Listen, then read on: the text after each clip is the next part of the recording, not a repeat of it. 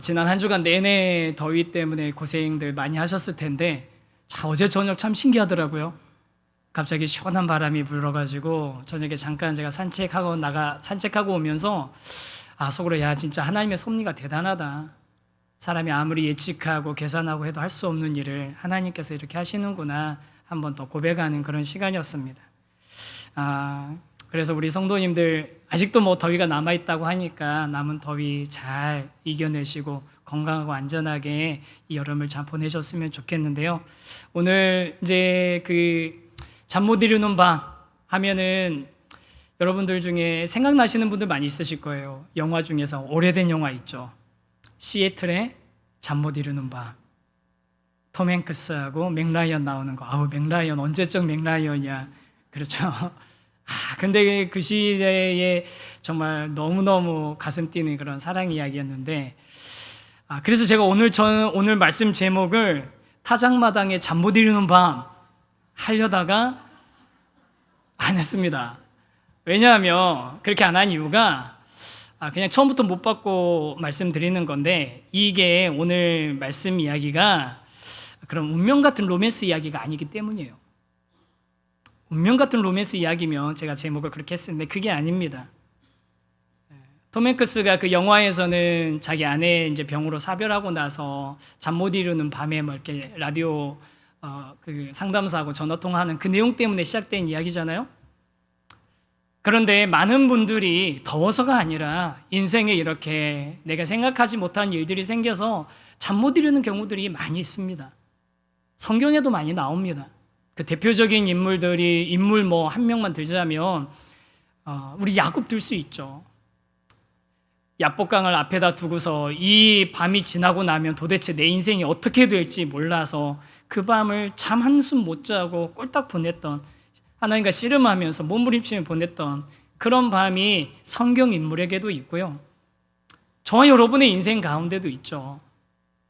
아직 결정되지 않은 어떤 일을 앞두고 있으면서 입시든 취업이든 뭐 결혼이든 아니면 인생의 어떤 중대사를 결정하는 순간이든, 때로는 큰 수술 앞두고서 병원에서 보내는 그 침상에서 보내는 밤이든, 내일 도대체 내 인생이 어떻게 펼쳐질지를 가늠할 수 없어서, 계산할 수 없어서 잠 못 이루는 밤을 보내보신 분들 있으실 겁니다.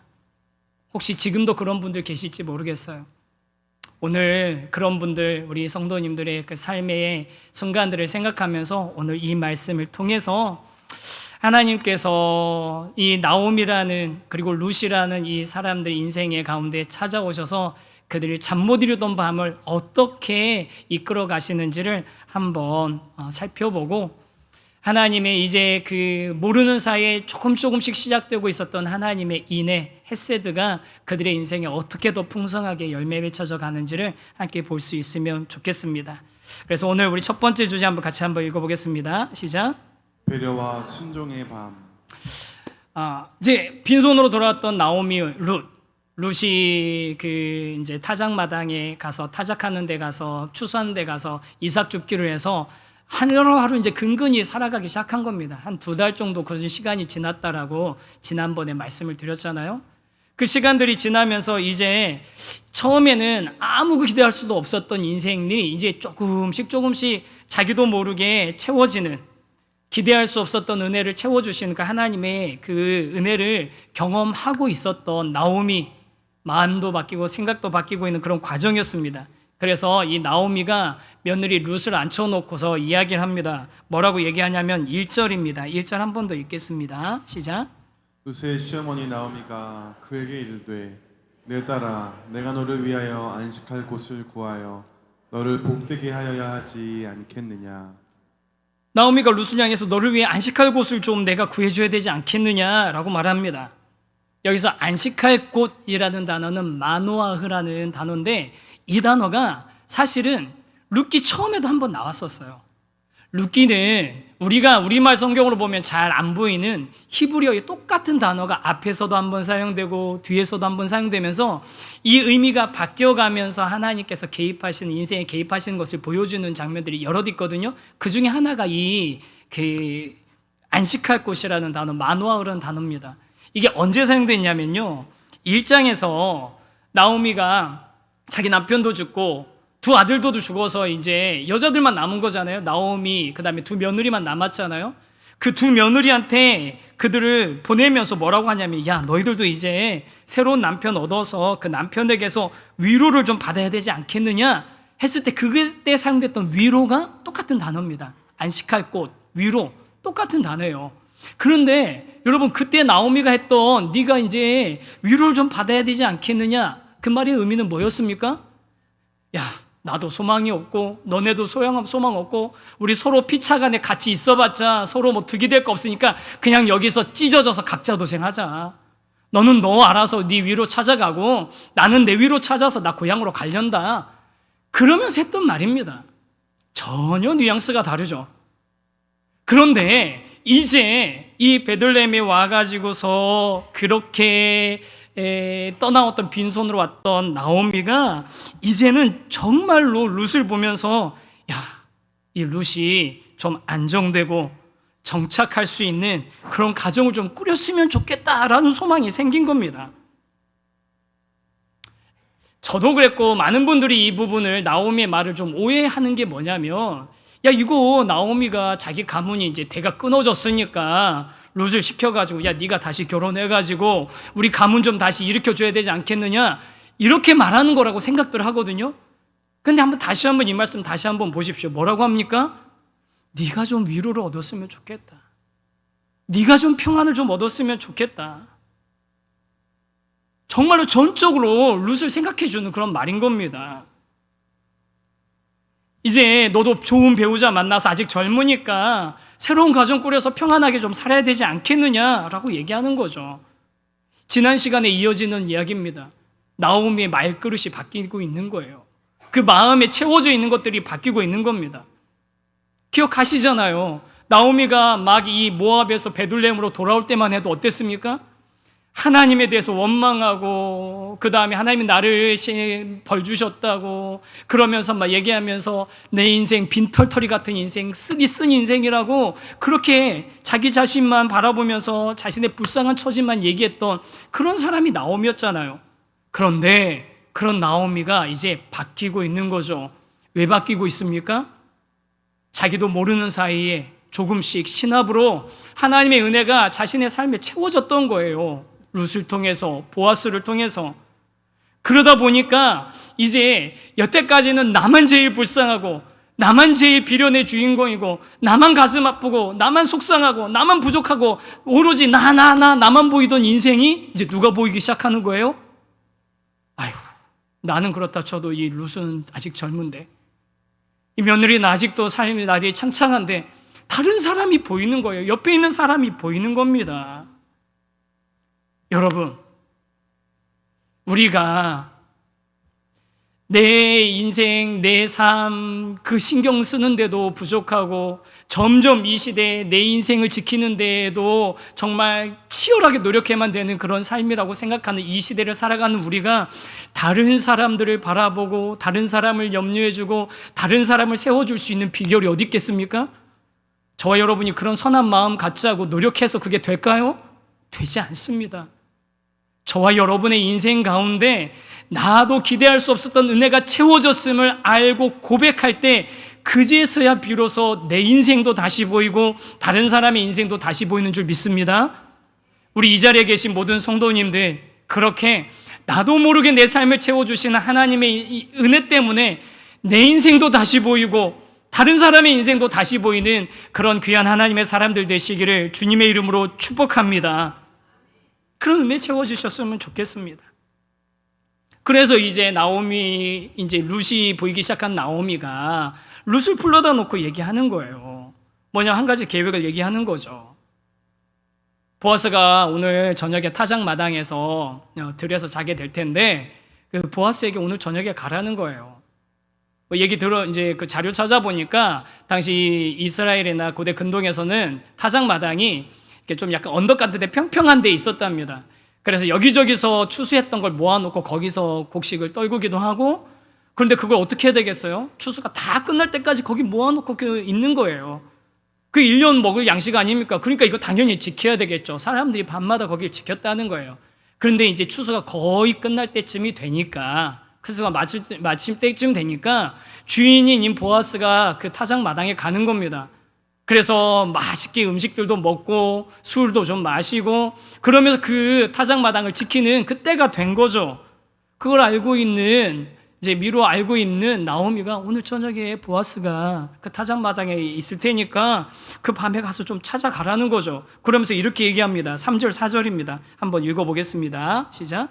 그런즉 너는 목욕하고 기름을 바르고 의복을 입고 타작마당에 내려가서 그 사람이 먹고 마시기를 다하기까지는 그에게 보이지 말고 그가 누울 때에 너는 그가 눕는 곳을 알았다가 들어가서 그의 발치 이불을 들고 거기 누우라. 한 얘기를 한번 잘 보십시오.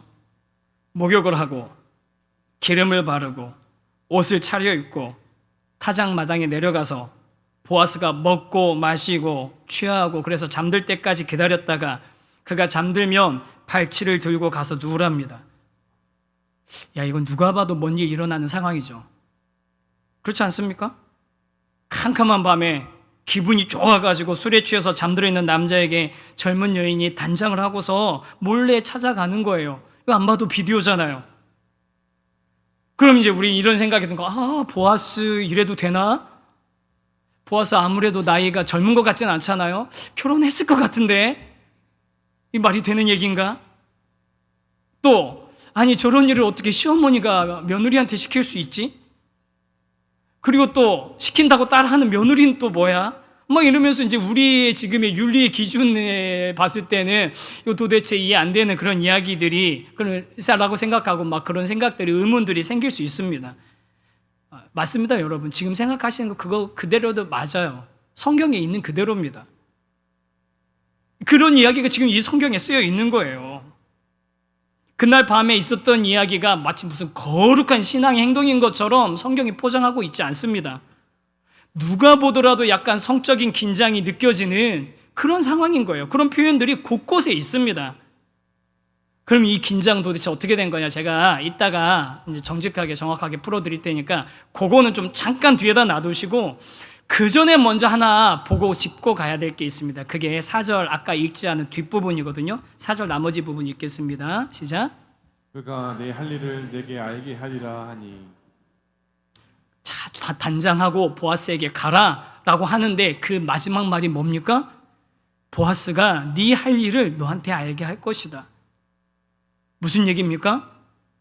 너도 오늘 이 저녁에 일이 앞으로 어떻게 될지 모르겠다. 보아스가 어떻게 반응할지 보아스가 말하는 거 듣고서 우리가 판단하자. 지금 그 얘기하는 겁니다. 나오미가 대담한 계획을 세워가지고 야 룻을 이렇게 보내는 거면 이렇게 얘기했어야죠. 야 룻 잘 들어라. 오늘 밤 네 하는 거에 따라서 우리 집안이 흥망성쇠가 달렸다. 오늘 저녁 무슨 일이 있어도 보아스 꼬셔야 된다. 이렇게 얘기했어야죠. 무슨 일이 있어도 너는 오늘 보아스 어떻게 해야 된다. 그리고 나서 뭐 결혼까지는 안 되더라도 그래도 뭐라도 우리가 받아내고 그래도 우리가 좀 해가지고 한 1년치 먹을 식량이라도 확보하고 그래야 되지 않겠냐? 그러면서 보내는 게 나오미의 계획이었어야 될 것 같은데 아니에요. 나오미는 지금 뭐냐면 그래 한번 이제 보아스에게 네가 가라. 그런데 보아스가 어떻게 반응할지 무슨 일이 일어날지 나도 모르겠다. 너도 모르고 나도 모르겠다. 그러면서 가라고 하는 겁니다. 여러분 어떻게 그럴 수 있습니까?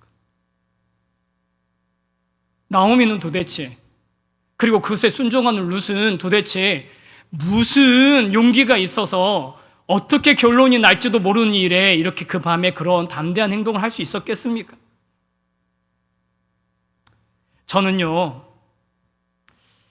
너도 이 밤에 도대체 일이 어떻게 될지 모르지만 가라고 얘기하는 이 나옴이나 그것에 순종하는 룻이나 이 두 사람의 이 담대함은 그동안 자기도 모르게 조금씩 자기 인생에 겹겹이 쌓였던 하나님의 은혜를, 하나님의 섭리를 그들이 조금씩 알고 그것들이 채워졌음을 인정했기 때문에 나왔던 반응이라고 생각합니다.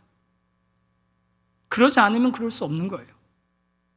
그러니까 엄밀하게 말하면 나오미의 계획과 루스의 담대한 순종이 해피엔딩을 만드는 게 아니라 하나님께서 처음부터 지금까지 계속 조금씩 차분히 써나가고 계신 그 이야기가 루스의 담대한 행동을 헛되게 만들지 않게 하신 겁니다.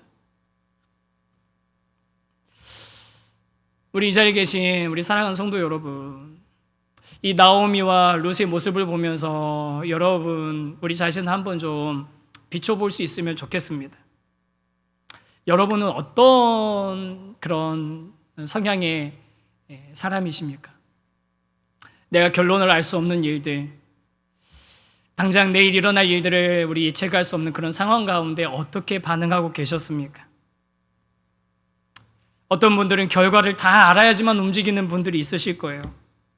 또 반대로 결과가 안 보이면 아예 움직이지 않고 주저앉는 분도 있으실 겁니다.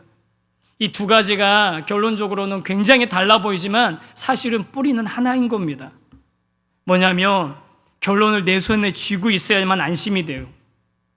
내 인생도, 내 직업도, 결혼도, 자녀도, 자녀에 대한 미래도 내가 확실한 결과를 손에 쥐어야지만, 그래야지만, 계산이 돼야지만, 통제가 돼야지만, 가능해야지만, 그래야지만 안심하는 그런 저와 여러분의 모습이 혹시 아닙니까?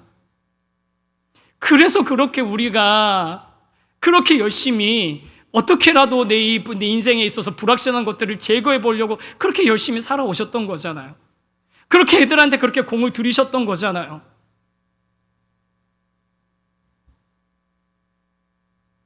그런데 여러분, 그렇게 내가 확실하게 답을 얻어보려고, 내가 모든 걸 다 통제하는 그런 상황을 만들려고 해보셨더니 되시던가요? 그렇게 사라지시던가요? 내 인생이 내 계획했던 대로, 내가 예상했던 대로 되시던가요? 반대로 특히 요즘 젊은 분들, 다른 사람들은 다 답이 있는 것 같은데, 다른 사람은 다 뭔가 손에 쥐고서 시작하는 것 같은데, 다른 사람은 이미 앞에서부터 출발해가지고 저 멀리 가 있는 것 같은데, 나만 답이 없는 것 같고, 나만 내 손은 빈손인 것 같고, 나만 뒤처진 것 같아서 그런 생각 때문에 아예 달려갈 생각 못하고 그냥 제자리에 주저앉고 있지는 않습니까? 내 삶을 다 통제해야 되겠다는 생각도, 아니면 나는 내가 아무것도 없으니 아무것도 할 수 없다고 생각하는 것도 결론은 하나의 뿌리에서 나온 생각이라는 거예요. 내 손에 잡히지 않고 내 눈에 보이지 않아도 신실하게 역사하고 계신 하나님을 신뢰하지 못하기 때문에 나오는 반응인 겁니다. 이 자리에 계신 우리 존귀한 우리 성도 여러분, 여러분을 책망하거나 정죄하려는 게 아닙니다. 여러 번 말씀드렸지 않습니까? 누구보다도 제가 그렇게 망설이고 주저하고 두려워가지고 벌벌 떨었던 사람이 바로 접니다. 개척을 준비하는 과정 가운데 뭐 하나 사소한 거 결정할 때도 미루고 또 미루다가 이거 오늘 결정 안 하면 아예 안 되는 거, 그때가 돼서 어쩔 수 없이 결정해 놓고 그리고 나서 밤에 전전긍긍 끙끙 앓았던 게 접니다. 인생의 여러 순간들 답이 없어서 한숨만 쉬다가 잠 못 이루고, 그렇다고 해서 다음날 돼서 아무런 해답도 없이 그렇게 두려운 마음으로 살아갔던 인생이 접니다. 그런데 여러분, 그렇게 우리가 답이 없어서 전전긍긍하고 있을 때, 답이 없는 상황 가운데 불안하고 두려워할 때, 그 잠 못 이루는 밤에도 여전히 일하고 계셨던 하나님이 계십니다. 저와 여러분의 인생 가운데 우리가 그렇게 불안하고 두려워 잠 못 이루는 그 순간에도 여전히 우리의 삶을 둘러싸면서 보이지 않는 곳에서 일하고 계시는 하나님의 역사가 있습니다. 그 하나님의 역사를 이미 조금씩 맛보았기 때문에 나오미와 룻이 보이지 않아도, 결과를 전혀 예측할 수 없음에도 불구하고 담대하게 행동으로 옮길 수 있었던 겁니다. 앞으로 나아갈 수 있었던 겁니다. 그리고 그렇게 담대하게 앞으로 나아가는 룻을 향해서 하나님께서 일하고 계심을 다시 한번 보여주시는데요. 누구를 통해서 보여주시겠습니까? 바로 보아스를 통해서 보여주신 겁니다. 그게 우리 두 번째 주제입니다. 두 번째 주제 한번 같이 한번 읽겠습니다. 시작. 율법을 뛰어넘는 은혜. 룻이 이제 나오미의 말대로 한밤중에 기다렸다가 타작마당에 누운 보아스에게 찾아갑니다. 찾아가가지고서 그의 발치에 이제 이불을 들치고 가거든요. 8절, 9절 말씀입니다. 한번 읽어보겠습니다. 시작. 밤중에 그가 놀라 몸을 돌이켜본즉 한 여인이 자기 발치에 누워 있는지라. 이르되 내가 누구냐 하니 대답하되 나는 당신의 여종 루시오니 당신의 옷자락을 펴 당신의 여종을 덮으소서. 이는 당신이 기업을 물을 자가 됨이니이다 하니. 룻이 이제 밤에 와가지고서 타작마당에 보아스에게 찾아가자 보아스의 반응이 어떻습니까? 깜짝 놀라는 거예요. 여러분 이게 보십시오. 보아스와 룻이 뭐 그 전부터 무슨 뭔가 이렇게 통하는 게 있어가지고 기다리고 있었던 게 아니에요. 은근히 기대하거나 예상했던 일이 아니라는 겁니다. 깜짝 놀래서 당신 누구냐? 몰라서일 수도 있지만 왜 왔냐? 너 왜 왔냐? 물어보는 걸 수도 있잖아요. 그러니까 룻이 자신을 밝힙니다. 저 룻입니다. 겸손하게 당신의 여종 룻입니다 말하면서 뭐라고 하냐면 두 가지 얘기를 하는데 첫 번째가 뭐냐면 당신의 옷자락을 펴서 당신의 이 여종을 좀 덮어주십시오 라고 얘기합니다. 여기서 말하는 옷자락이 카나프라는 단어거든요. 이것도 앞에서 한번 나왔던 단어입니다. 언제 나왔냐면요, 룻이 우연히 보아스의 밭에 그 추수하는 밭에 들어갔잖아요. 그때 그 룻을 발견하고 룻이 자기 시어머니를 잘 공양하고 돌보고 있다는 얘기를 들었던 보아스가 룻을 축복하면서 이렇게 얘기했어요. 2장 12절입니다. 이것도 한번 읽겠습니다. 시작. 여호와께서 내가 행한 일에 보답하시기를 원하며 이스라엘 하나님 여호와께서 그의 날개 아래에 보호를 받으러 온 내게 온전한 상 주시기를 원하노라 하는지라. 그때 보아스가 룻에게 했던 얘기, 네가 여호와의 날개 아래에 보호받으러 왔으니 하나님이 너에게 온전한 상 주셨으면 좋겠다, 그걸 축복을 해줬잖아요. 그 날개가 카나프입니다. 전에도 말씀드렸어요. 그리고 이 카나프 똑같은 단어가 옷자락인 거예요. 그러니까 룻이 지금 하는 얘기 뭡니까? 당신이 지난번에 저를 처음 만났을 때 하나님의 그 날개로 나를 덮어주시기를 축복해 주셨잖아요. 그런데 그 날개 역할을 당신이 해주셨습니다. 이제 당신의 카나프, 당신의 옷자락으로 내 인생을 덮어주십시오. 일종의 청혼인 겁니다. 실제로 당신의 카나프, 당신의 옷자락으로 나를 덮어주십시오. 그렇게 요구를 하는 겁니다. 인생을 맡기겠다는 거예요. 그러면서 룻이 보아스에게 이제 또 다 이제 붙여서 하는 얘기가 있습니다. 내가 이렇게 당신이 그 옷자락으로 카나프, 나에게 옷자락으로 나를 덮어주기를 바라는 이유가 있습니다. 그거는 이는 당신이 기업 물을 자가 됨이니이다 라고 얘기합니다. 이게 로맨스 이야기가 아니라는 거예요. 만약에 룻이 내가 당신의 카나프 옷자락으로 저를 좀 덮어주십시오. 왜냐하면 당신을 처음 볼 때부터 제가 당신이 마음에 들었습니다. 네가 좋아, 네가 착해서 좋아. 어쩜 이렇게 착할 수 있어요? 그게 아니라는 거예요. 지금 룻이 보아스에게 그 옷자락을 날개로 덮어주기를 기대하는 이유는 뭐냐면 당신이 기업 물을 자가 되기 때문입니다. 그런데 여러분, 이 말이요, 사실은 어폐가 있는 말이에요. 왜 어폐가 있냐면 지금 우리 문화로는 절대로 이해할 수 없는 이스라엘의 율법에 들어있는 두 가지 문화가 있습니다. 첫 번째가 뭐냐면 고엘, 기업 물을 자고요. 하나는 계대 결혼입니다. 고엘이라는 건 뭐냐면, 기업 물을 자라는 게 뭐냐면, 어떤 사람이 이제 이스라엘 민족은 땅을 분배받았잖아요. 지파별로, 가족별로 땅을 분배받아서 이거 자기들 마음대로 거래하지 못하겠어요. 이건 하나님이 너네 집안에 준 선물이야. 하나님이 준 거니까 니네 이거 마음대로 팔고 하면 안 돼. 그런데 여러분, 인생이 그렇습니까? 아무리 그래도 내가 이 삶이 빡빡해지고 어려워지면 이걸 팔아야 되는 상황들이 생기는 거예요. 그리고 어떤 사람들은 이 땅만 파는 게 아니라 자녀까지도 노예로 종으로 팔아야 되는 경우들이 있었습니다. 그걸 나중에 선지자들이 책망하는 내용들도 있거든요. 그런데 기업물을자 고엘은 뭐냐면 그렇게 어쩔 수 없이 팔았던 그 땅이나 아니면 가족들을 노예로 팔려간, 종으로 팔려간 사람들을 돈을 주고 속량 다시 사오라는 그게 기업물을자입니다. 재산에 관한 거예요. 그리고 또 하나가 계대결혼이라는 게 있는데, 계대결혼은 뭐냐면 어떤 사람이 있는데 결혼까지 했는데 자녀가 없이 이 남자가 죽잖아요. 그러면 그 집안이 그냥 없어지게 되는 거니까, 그 이름이 사라지는 거가 되니까 형제 중에서 그 죽은 형제의 아내를 대신 취해서 첫 번째 낳는 아들을 그 죽은 형제의 아들로, 자녀로 삼으라는 거예요.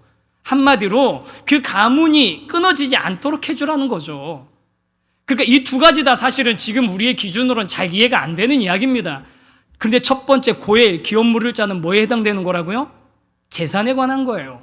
두 번째 계대결혼은 뭐에 관한 거라고요?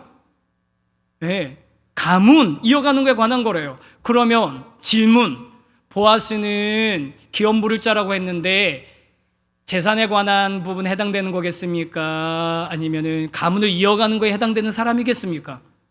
당연히 첫 번째. 보아스는요, 엘리멜렉의 형제간이 아니에요. 그냥 거리가 좀 있는 친족인 겁니다. 그러니까 보아스가 해줄 수 있는 최대한의 호의는 뭐겠어요? 최대한의 호의는 그냥 내가 좀 부유하니까, 여유가 있으니까 그 엘리멜렉이 그 전에 다 팔고 갔던 그 땅 내가 대신 사가지고 너희 가문을 위해서 좀 회복시켜 줄게. 이 정도가 보아스가 해줄 수 있는 최대한의 호의입니다. 그 정도만 해주는 것도 사람들이 아마 잘했다라고, 아유 보아스 대단하네 했을 거예요. 그런데 어느 누구도 보아스한테 그거 해주려면 결혼까지 해야 돼, 그 집 가문도 네가 책임져야 돼, 그런 얘기 하지 않았을 겁니다. 그런데 보아스는 어떻게 합니까? 아무도 요구하지 않았던 그 이야기, 룻도 절대로 강요할 수 없는 그 이야기를 듣고서 뭐라고 하냐면, 그래 내가 기업도 물어주고 그리고 계대결혼에 해당되는 너희 가문 일으키는 것도 내가 감당해낼게 라고 이야기하는 겁니다. 여러분, 보아스는 왜 그랬을까요? 저도 모릅니다. 성경에 안 나와 있어요. 왜 그런지는 성경에 안 나와 있어요. 진짜로 뭐 추측만 난무할 뿐이죠. 그런데 여러분, 보아스의 이 모습에서 우리가 왜 그랬는지는 모르지만 분명한 거 한 가지가 있습니다. 그건 뭐냐면요, 은혜는 율법을 뛰어넘는다는 거예요. 그게 은혜라는 거예요. 율법은 아까 뭐였습니까? 기업물을자는 재산 부분만 책임지면 된다고, 계대결혼은 가문 이어주는 것만 해결하면 된다고, 각자 자기 그래 이 정도만 지키는 것만 해도 대단한 거라고 말하는 게 그게 율법인데, 그런데 은혜는 그 율법이 만들어 놓은 선을 뛰어넘는다는 겁니다. 보아스가 그걸 보여주는 거예요. 누구도 설명할 수 없어요, 왜 그걸 뛰어넘었는지. 하지만 분명한 건 보아스의 행동은 율법의 조항들을 뛰어넘는 은혜의 행동이었다는 거예요. 그리고 이 보아스의 모습에서 우리는 누구를 보게 되는 겁니까? 정말로 율법의 경계를 뛰어넘어서 우리에게 은혜를 베풀어 주시는 하나님을 저와 여러분이 발견할 수 있게 되는 거죠. 하나님의 은혜도 같은 차원 아닙니까?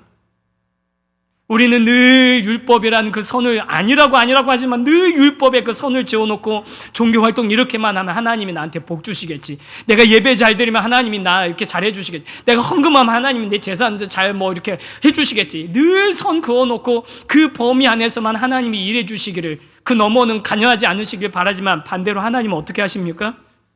항상 그 선을 넘어서 오시는 겁니다. 참 하나님이신 예수님이 참 사람이 되는 거, 선을 넘어도 한참 넘으신 거 아닙니까? 죄가 없으신 예수님이 저와 여러분의 죄를 위해서 우리가 부탁하지도 않았는데 그 선을 넘으셔서 자신이 대신 죽으시고 우리를 살려주신 거, 선을 넘어도 한참 넘으신 것 아닙니까? 그걸 우리가 어떻게 설명할 수 있습니까? 여러분, 아무리 목사가 설명하고 아무리 이해시키려고 해도 그거 제대로 이해하고 계시는 분 계세요? 우리는 이해할 수 없는 이야기인 겁니다. 이해할 수 없는 거, 그냥 단지 우리는 뭐라고 표현하는 겁니까? 은혜라고밖에 표현할 수 없는 거예요. 선물이라고 표현할 수밖에 없는 거예요. 다른 말로 복음이라고 표현할 수밖에 없는 겁니다. 사랑하는 성도 여러분, 저와 여러분의 인생 가운데 하나님께서 보아스보다 더 놀라운 은혜로, 율법이라는 선을 뛰어넘는 은혜로 저와 여러분에게 다가오셨음을 믿으시기 바랍니다. 저와 여러분 그런 은혜 받은 사람들입니다. 그 보아스가 다음에 보여주는 행동은 더 놀랍습니다. 12절, 13절 조금 길지만 이것도 한번 읽어보겠습니다. 시작. 참으로 나는 기업을 물을 자이나 기업 물을 자로서 나보다 더 가까운 사람이 있으니 이 밤에 여기서 머무르라. 아침에 그가 기업 물을 자의 책임을 내게 이행하려 하면 좋으니 그가 그 기업 물을 자의 책임을 행할 것이니라. 만일 그가 기업 물을 자의 책임을 내게 이행하기를 기뻐하지 아니하면 여호와께서 살아계심을 두고 맹세하노니 내가 기업 물을 자의 책임을 내게 이행하리라. 아침까지 누워 있을지니라 하는지라. 보아스의 말이 뭔지 이해가 되시죠? 보아스는 이 이방인이고 과부이고 이 사회에서 지금 제일 취약한, 아무런 기반이 없는 이 룻의 이 상황을 이용해 먹지 않는 거예요. 악한 마음을 품었으면 얼마든지 이용해 먹을 수 있잖아요. 룻의 이 처지를 알고 있는 보아스가 얼마든지 기만할 수 있었거든요. 거짓말로, 자기 욕망을 채우는 방식으로. 그런데 보아스 그러지 않았습니다. 여러분, 제가 확실하게 말씀드릴게요. 성적인 긴장이 있었지만 그날 저녁에 그곳에서 아무 일도 일어나지 않았습니다. 왜요? 보아스가 정직하게 얘기하잖아요. 그래, 내가 그렇게 해줄게. 하지만 그 전에 선 해결돼야 될 게 있어. 뭐냐면 나보다 더 가까운 기업 물을 자가 있어. 그가 먼저 어떻게 할지 결정한 다음에 그 다음에 내가 행동할게 라고 얘기하는 것입니다. 얼마나 절제되고 얼마나 훌륭한 모습입니까? 그러면서 보아스가 14절에서 한 행동도 우리가 한번 보면 좋겠거든요. 14절 읽겠습니다. 시작. 룻이 새벽까지 그의 발치에 누웠다가 사람이 서로 알아보기 어려울 때에 일어났으니 보아스가 말하기를 여인이 타작마당에 들어온 것을 사람이 알지 못하여야 할 것이니라 하였습니다. 룻을 조용하게 아무도 눈치채지 못하게 돌려보냅니다. 여러분, 이게 뭡니까? 은폐하려는 시도인가요? 아니에요. 그날 밤 무슨 일이 있었다면 은폐하는 시도였겠죠. 그런데 그게 아니라 이것은 룻의 명예를 지켜주고 룻을 보호해주려는 행동이었습니다. 배려입니다. 여러분 생각해 보세요. 만약에 이게 룻이 저녁에 보아스한테 왔다 갔대 소문나면 누가에게 곤란한 일이 생길까요? 보아스는 아무 문제 생기지 않습니다. 룻에게 문제가 생기는 거예요. 소설 좋은 글씨 아시잖아요. 헤스더만 가늠한 그 눈총을 계속 비난을 다 받는 것처럼 룻만 이 사회에서 매장될 겁니다.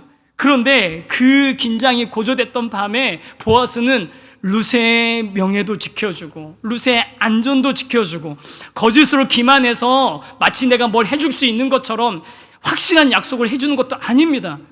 정확하게 룻을 지켜주고 보호해주면서 진짜로 룻이 정당한 권리 가운데서, 정당한 보호 가운데서, 정당한 법의 테두리, 율법의 테두리 안에서 정말 보호받으면서 그대의 그 룻의 삶이 한 걸음 더 나아가기를 바라는 게 보아스의 모습이었던 거예요.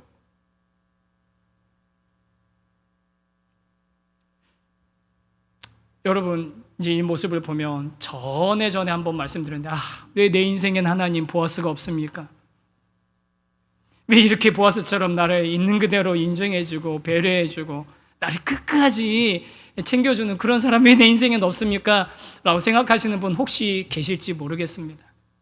그런데 제가 이 말씀을 보다가 참 놀라운 이야기를 하나 발견했는데 그게 뭐냐면 보아스가 얘기하잖아요. 내가 기업 물을 자를 책임을 해주면 좋겠지만 그런데 나보다 더 가까운 기업 물을 자가 너에게 있다. 여러분, 우리 인생에, 저와 여러분의 인생에 보아스 같은 사람은 없을지 모르지만 제가 한 가지 확실하게 말씀드릴 수 있는 게 있습니다. 인간 보아스보다 더 가까운 기업 물을 자가 저와 여러분에겐 있습니다. 누구십니까? 예수 그리스도입니다. 자신의 것을 다 내어주셔서 저와 여러분을 사셨습니다. 자신의 옷은 다 벗겨져서 소치를 당하시면서 그 옷으로 저와 여러분을 가려주시고 덮어주셨습니다. 저와 여러분에게 보아스보다 더 좋은 진짜 기업 물을 자, 저와 여러분을 품어주시는 분, 예수 그리스도가 계십니다. 그 예수 그리스도께서 우리를 사랑하시고 우리를 품어주시고 우리를 율법이라는 그 경계를 뛰어넘어서 우리에게 은혜를 주시는 그런 참 하나님이시라는 것을 깨달을 때, 그때 저와 여러분은 룻처럼, 나오미처럼 내일 도대체 무슨 일이 일어날지 모르지만, 지금 우리가 하는 행동이 어떤 결과가 될지 모르지만 무서워서 벌벌 떠면서 아무것도 못하는 인생이 아니라 진짜 기업 물을 자 되시는, 가까운 기업 물을 자 되시는 예수 그리스도 때문에 내 인생 망하지 않을 것임을 확신하면서, 내 인생의 진짜 보호자, 나에게 덮어주시는, 옷자락으로 덮어주시는 분이 있음으로 인해서 불안해하지 않고 담대하게 내 인생 살아갈 수 있는 그런 저와 여러분의 삶이 될 줄 믿습니다. 우리 귀한 성도 여러분, 처음에 말씀드린 것처럼 더위 때문이 아니라 불안한 인생 때문에, 불확실한 삶의 순간들 때문에, 내가 통제할 수 없는 인생의 여러 가지 어려움들 때문에 힘들어하시고 잠 못 이루는 밤을 보내시고 계시는 분들, 여러분에게는 보아스보다 가까운 기업 물을 자 예수 그리스도가 계십니다. 그분께서 그분의 날개로, 그분의 옷자락으로 저와 여러분을 덮어주고 계십니다. 그 은혜와 사랑을 우리 경험하시면서 제자리에 눌러앉아 있는 것이 아니라 담대하게 앞을 향해서 계속 나갈 수 있는 그런 인생 되기를 주님의 이름으로 축복합니다. 그래서 오늘 이 말씀을 기억하면서 이 찬양으로 우리 같이 마무리하면 좋겠습니다. 자주 안 부르는 찬양이긴 했는데요, 이 가사 때문에 그래요. 설교 준비하는데 이 찬양이 계속 생각이 나더라고요. 내 아버지 그 품 안에서 내 영혼은 안전합니다. 주 손길로 나를, 내 삶을 안으시니 그 평강이 나를 덮습니다. 저와 여러분의 삶을 덮어주시는 하나님, 카나프, 나에게 옷자락으로 덮어주시는 더 가까운 기업 물을 자 되시는 그 예수님을 우리 기억하며 우리 찬양 같이 합시다. 내 아버지 그 품 안에서, 내 아버지 그 품 안에서 내 영혼은 안전합니다. 주 손길로 내 삶을 안으시니 그 평강이 나를 덮습니다. 우리 처음부터 다시, 내 아버지 그 품 안에서, 내 아버지 그 품 안에서 내 영혼은 안전합니다. 주 손길로 내 삶을 안으시니 그 평강이 나를 덮습니다. 나 비록 넘어지며 흔들리지만 주 내 안에 거하며 나를 붙드시니 내 생각을 주께로 돌리고 주시는 평강의 옷을 입습니다. 주 약속 안에서 내 영혼 평안해, 내 뜻보다 크신 주님의 계획 나 신뢰, 두려움 다 내려놓고 주님만 의지해, 주 안에서 안에서 내 영혼 안전. 주 약속 안에서, 주 약속 안에서 내 영혼 평안해.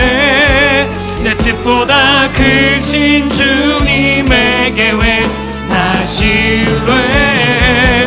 두려움 다 내려놓고 주님만 의지해. 주 안에서 내 영혼 안전합니다. 우리 사랑하는 성도 여러분, 불안할 때 많으시죠? 두려울 때 많으시죠? 저도 그렇습니다. 그런데 그때 율법이라는 경계를 넘어서 은혜로 다가오신 주님, 저와 여러분의 인생에 카나프, 옷자락, 날개가 되어주신 주님이 계십니다. 보아스 같은 사람보다 더 가까운 기업 물을 자 예수 그리스도가 계십니다. 그 안에서 저와 여러분 안전합니다. 그 날개 아래서 저와 여러분 평안을 얻을 수 있습니다. 우리 그런 고백을 우리 함께 일어나서 우리 찬양으로 한 번 더 같이 한번 부르면서 고백할 수 있으면 좋겠습니다. 내 아버지 그 품 안에서, 내 아버지 품 안에서 내 영혼은 안전합니다. 영혼은 안전합니다. 주 손길로 내 삶을 안으시니 그 평강이 나를 덮습니다. 나 비록 넘어지며 흔들리지만 주 내 안에 거하며 나를 붙드시니 내 생각을 주께로 돌리고 주께로 주시는 평강의 옷을 입습니다. 옷을 입습니다. 아멘. 주 약속 안에서 내 영혼 평안을. 내 뜻보다 크신 주님의 계획 나 신뢰. 두려움 다 내려놓고 주님만 의지해. 주 안에서 내 영혼 안전한. 주 약속 안에서 내 영혼 평안해. 내 뜻보다 크신 주님의 계획 나 신뢰. 두려움 다 내려놓고 주님만 의지해. 주 안에서 우리 한 번 더 고백합시다. 주 약속 안에서 내 영혼 안전합니다. 주 약속 안에서 내 영혼 평안해. 내 뜻보다 크신 주님의 계획 나 신뢰. 두려움 다 내려놓고 주님만 의지해. 주 안에서 내 영혼 안전합니다. 우리 시간 같이 한번 기도하겠습니다. 잠 못 이루는 밤에도 일하고 계시는 하나님, 나도 모르게 그 날개로 카나프로 그 옷자락으로 덮어주고 계시는 하나님, 보아스보다 더 가까운 기업 물을 자 되시는 예수님, 그 안에서 내 영혼 안전합니다. 주님, 나의 불안과 두려움까지도 잘 아시는 주님, 주님의 그 날개에 내 삶을 맡겨드리길 원합니다. 주님, 그 은혜로 그 옷자락으로 내 삶을 덮어주시기를 원합니다. 우리 시간 같이 한번 우리 소망하며 함께 기도하면 좋겠습니다. 함께 기도하겠습니다. 걸어가신 하나님, 우리 귀한 성도님들 한 분 한 분의 삶을 아시는 주님, 잘 아시는 주님, 보고 계시는 주님, 보이지 않아도 일하고 계시는 우리 주님이신 줄 믿습니다. 아직 결론 나지 않은 상황들, 인생의 문제 가운데서도 주님의 옷자락이 우리를 덮고 있을 때 우리가 정말로 안전을 누리며 그 날개가 우리를 품고 있을 때 우리가 평안함을 고백합니다.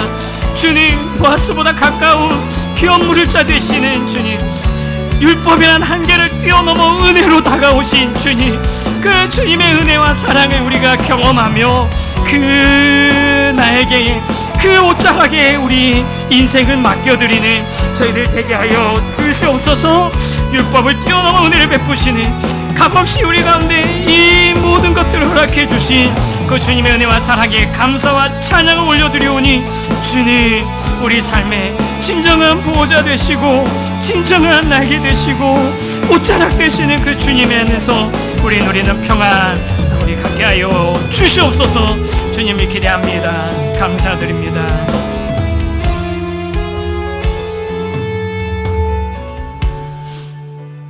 하나님, 오늘 우리에게 아직 결론 나지 않은 상황들, 인생의 문제 가운데서도 그 옷자락 우리를 덮어주고 계심을 알려주셔서 감사합니다. 그 날개로 덮어주실 때 우리 인생 안전합니다. 그때 우리가 진짜 평안합니다. 우리 귀한 성도님들 그 평안과 안전을 누리는, 그래서 다음 대에 앞으로 나아가는 삶 되도록 주여 인도하여 주시옵소서. 지금은 우리 주 예수 그리스도의 은혜와 하나님 아버지의 크고 놀라우신 사랑과 성령님의 역사하심이 주의 날개 그늘 아래, 그 옷자락 아래 참 평안 얻기를 원하는 모든 성도님들의 머리 위에, 삶 위에 이제로부터 영원토록 함께 하시기를 간절히 축원하옵나이다. 아멘.